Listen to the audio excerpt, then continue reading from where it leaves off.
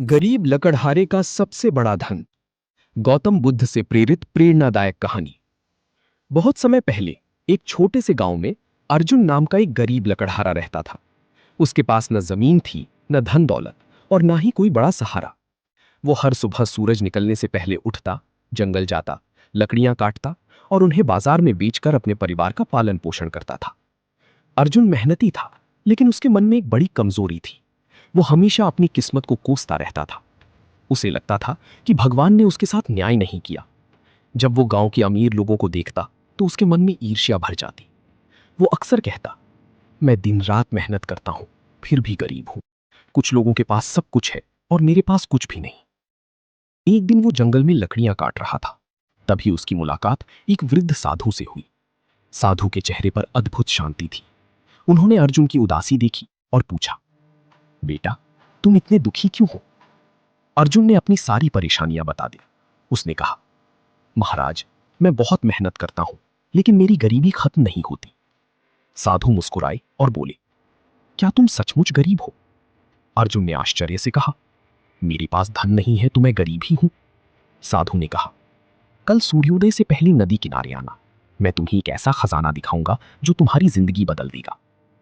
उस रात अर्जुन सो नहीं पाया। उसे लगा कि शायद साधु किसी गुप्त खजाने का रास्ता बताने वाली है। अगली सुबह वो जल्दी नदी किनारे पहुंच गया। साधु पहले से वहां बैठे थे। उन्होंने पूछा, अगर कोई तुम्हें 10 लाख सोने के सिक्के दे और बदले में तुम्हारी आंखें मांगे तो क्या तुम दोगे? अर्जुन बोला, कभी नहीं। साधु ने पूछा, अगर कोई करोड़ों सिक्के देकर तुम्हारे हाथ मांगे? नहीं। तुम्हारे पैर? नहीं। तुम्हारा स्वस्थ शरीर? नहीं महाराज। साधु मुस्कुराए और बोले, तो फिर तुम गरीब कैसे हुए? तुम्हारे पास ऐसी संपत्ति है जिसकी कीमत दुनिया का कोई खजाना नहीं चुका सकता। अर्जुन चुप हो गया। साधु बोले, जिस व्यक्ति के पास स्वस्थ शरीर, मेहनत करने की शक्ति और सीखने की इच्छा हो, वो कभी गरीब नहीं होता। ये बात अर्जुन के दिल में उतर गई। उस दिन के बाद उसने शिकायत करना छोड़ दिया। अब वो हर सुबह खुद से कहता, मेरे पास 2 हाथ हैं, 2 पैर हैं, स्वस्थ शरीर है, मैं अपना भाग्य खुद बनाऊंगा। धीरे धीरे उसके जीवन में बदलाव आने लगा। वो पहले से अधिक मेहनत करने लगा। उसने जंगल को ध्यान से देखना शुरू किया। एक दिन उसे पता चला कि जंगल के भीतर चंदन के कुछ पेड़ हैं। उसने नियमों का पालन करते हुए चंदन की लकड़ी का व्यापार शुरू किया। उसकी आय बढ़ने लगी। कुछ वर्षों में वो गांव के सबसे सफल लोगों में गिना जाने लगा। लेकिन सफलता के साथ एक नया खतरा आया, घमंड। एक दिन उसने रास्ते में एक बूढ़े गरीब आदमी को देखा। बूढ़ा मदद मांग रहा था। अर्जुन ने उसे अनदेखा कर दिया।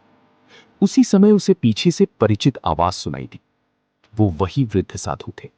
साधु ने पूछा, अर्जुन, क्या तुम्हें याद है जब तुम खुद गरीब थे? अर्जुन शर्मिंदा हो गया। साधु बोले, धन का मूल्य तभी है जब वो दूसरों के काम आए। केवल अपने लिए जीना सच्ची सफलता नहीं है। उस दिन अर्जुन ने अपनी गलती समझ ली।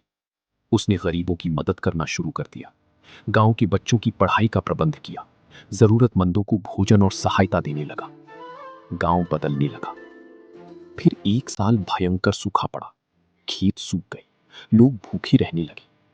कई अमीर लोगों ने अपना अनाज छिपा लिया ताकि बाद में महंगे दामों पर बेच सके। अर्जुन के पास भी बहुत अनाज था।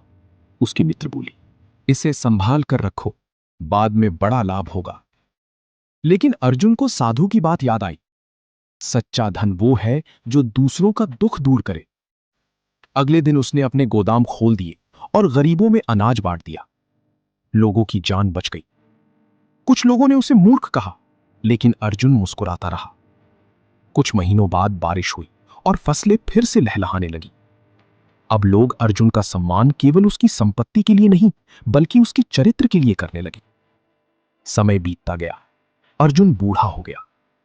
एक दिन गांव के युवाओं ने उससे पूछा, बाबा, आपकी सफलता का रहस्य क्या है? अर्जुन मुस्कुराया और बोला, जब मैं गरीब था, मैं धन के पीछे भागता था। जब धन मिला, तब समझ आया कि धन सब कुछ नहीं है। फिर मैंने सेवा करना सीखा, और जब सेवा सीखी, तब मुझे सच्ची खुशी मिली। कुछ वर्षों बाद अर्जुन इस दुनिया से विदा हो गया, लेकिन उसकी सीख गांव में जीवित रही। समय बीता और नई पीढ़ी आई। उनमें विवेक नाम का एक युवक था। विवेक बहुत बुद्धिमान था, लेकिन अधीर था। वो जल्दी अमीर बनना चाहता था। उसने कई काम शुरू किए और कुछ दिनों में छोड़ दी।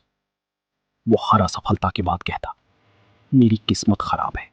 एक दिन गांव के बुजुर्गों ने उसे अर्जुन की कहानी सुनाई, लेकिन उसने ध्यान नहीं दिया। वो शहर चला गया, कई वर्षों तक भटकता रहा, कोई काम सफल नहीं हुआ। आखिरकार निराश होकर वो गांव लौट आया। गांव के बाहर बरगद के पेड़ के नीचे बैठा था कि एक वृद्ध शिक्षक उसके पास आए। उन्होंने पूछा, बेटा, इतने दुखी क्यों हो? विवेक ने अपनी कहानी सुनाई। शिक्षक ने पूछा, तुमने कितने काम किए? बहुत सारे। और किसी एक काम को कितने समय तक किया? विवेक चुप हो गया। शिक्षक बोले, बीज बोने के अगले दिन अगर उसे खोद कर देखोगी कि पेड़ बना या नहीं, तो क्या होगा? बीज नष्ट हो जाएगा। ठीक वही तुम अपने सपनों के साथ कर रहे हो। यह बात विवेक के दिल में उतर गई। उसने गांव में एक छोटा व्यवसाय शुरू किया और इस बार हार नहीं मानी। दिन बीते, महीने बीते, साल बीते। धीरे धीरे उसका काम बढ़ने लगा। लोग उसकी ईमानदारी पर भरोसा करने लगे। एक दिन शहर का एक बड़ा व्यापारी उसके पास आया। उसने कहा, अगर तुम सामान की गुणवत्ता कम कर दो और लोगों को सच मत बताओ, तो बहुत जल्दी अमीर बन जाओगे। विवेक पूरी रात सोचता रहा। फिर उसे अर्जुन की सीख याद आई, चरित्र खोकर सब कुछ खो जाता है। अगली सुबह उसने व्यापारी को मना कर दिया। कुछ लोगों ने उसका मजाक उड़ाया, लेकिन कुछ महीनों बाद वही व्यापारी धोखाधड़ी के कारण पकड़ा गया और उसकी प्रतिष्ठा नष्ट हो गई। विवेक की ईमानदारी और अधिक प्रसिद्ध हो गई। फिर गांव में भयंकर बाढ़ आई। लोगों के घर टूट गए। विवेक ने अपनी सारी संपत्ति लोगों की सहायता में लगा दी। कई लोगों ने कहा, अपना धन बचाओ, लेकिन विवेक बोला, यदि लोग ही नहीं बचेंगे तो धन का क्या मूल्य? उसकी प्रेरणा से पूरा गांव एकजुट हो गया। बाढ़ समाप्त हुई और गांव फिर से बस गया। अब विवेक भी वृद्ध हो चुका था।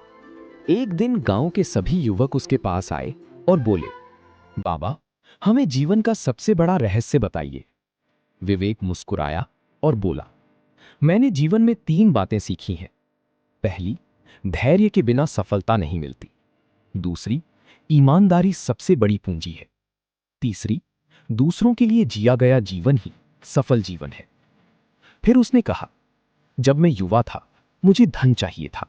जब धन मिला, सम्मान चाहिए था। जब सम्मान मिला, तब समझ आया कि सबसे बड़ी खुशी सेवा में है। जो अपने लिए जीता है, वो एक जीवन जीता है। जो दूसरों के लिए जीता है, वो हजारों दिलों में जीवित रहता है। सभी लोग उसकी बातें सुनते रहे। विवेक ने अंतिम बार कहा, क्रोध को धैर्य से जीतो, घृणा को प्रेम से जीतो, झूठ को सत्य से जीतो और अपने मन को ज्ञान से जीतो। यही बुद्ध का मार्ग है, यही सफलता का मार्ग है, यही शांति का मार्ग है। इतना कहकर उसने अपनी आंखें बंद कर ली। उसके चेहरे पर गहरी शांति थी। आज भी उस गांव में बच्चों को यह कहानी सुनाई जाती है, क्योंकि यह कहानी केवल अर्जुन और विवेक की नहीं है। ये हर उस इंसान की कहानी है जो संघर्ष करता है, गिरता है, सीखता है और फिर। विवेक के जाने के बाद भी उसकी सीख पूरे गांव में जीवित रही। लोग उसके शब्दों को अपने जीवन में उतारने लगे। गांव में पहले से अधिक प्रेम, सहयोग और ईमानदारी दिखाई देने लगी। कई वर्ष बीत गए। एक दिन उसी गांव में आर्यन नाम का एक युवक रहता था। वो बहुत प्रतिभाशाली था, लेकिन उसे एक समस्या थी। उसे क्रोध बहुत आता था। छोटी छोटी बातों पर वो गुस्सा हो जाता था। दोस्तों से लड़ाई, परिवार से बहस और गांव वालों से झगड़ा उसके लिए आम बात थी। एक दिन उसके क्रोध के कारण उसका सबसे अच्छा मित्र उससे दूर हो गया। आर्यन को बहुत दुख हुआ।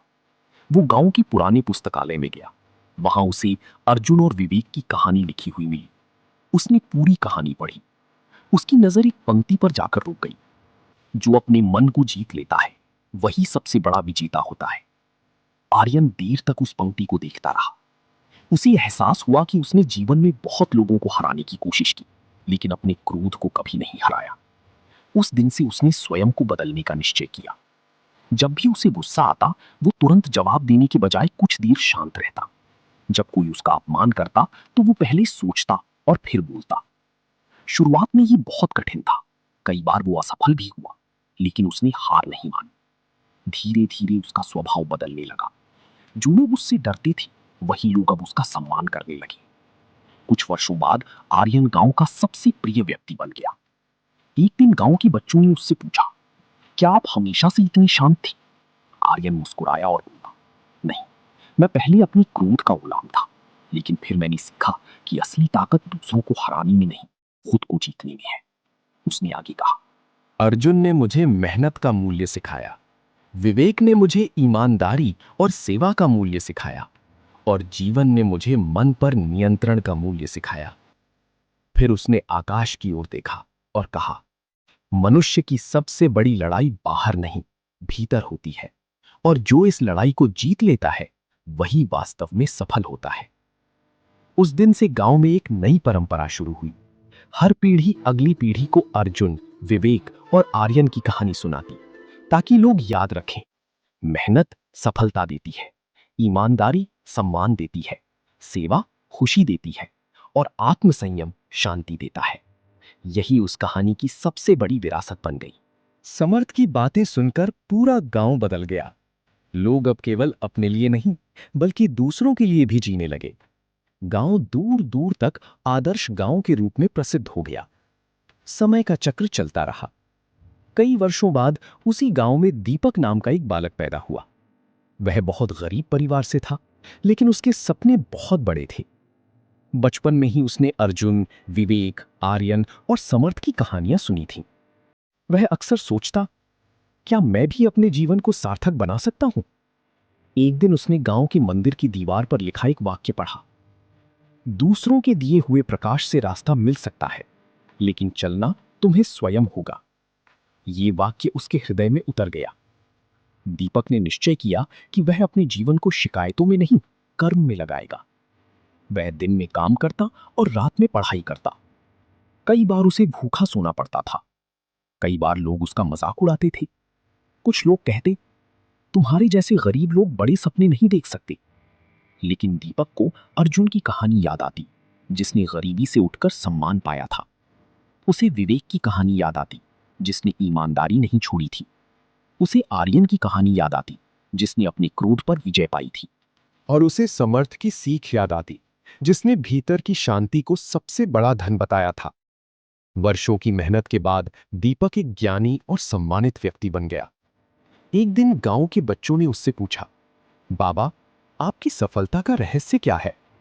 दीपक मुस्कुराया और बोला, मैंने कोई नया रहस्य नहीं खोजा। मैंने केवल उन शिक्षाओं को अपने जीवन में उतारा जो मुझसे पहले आने वाले लोगों ने दी थी।